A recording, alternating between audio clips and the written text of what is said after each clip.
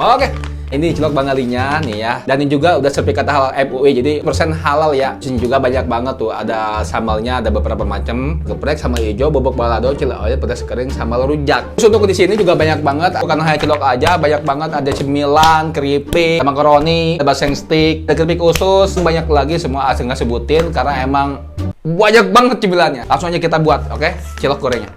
Caranya simpel banget bro, sediain kuali atau teflon, masukin minyak secukupnya. Nah kalau minyaknya udah panas, ciloknya langsung dimasukin aja deh ya. Aduk-aduk, terus diaduk-aduk biar matang merata. Nah kalau jadi, nih kayak gini nih ya, seperti warnanya udah golden brown ya.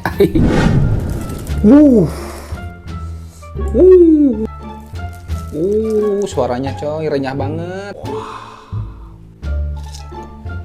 Renyah, gurih, pedas, asem.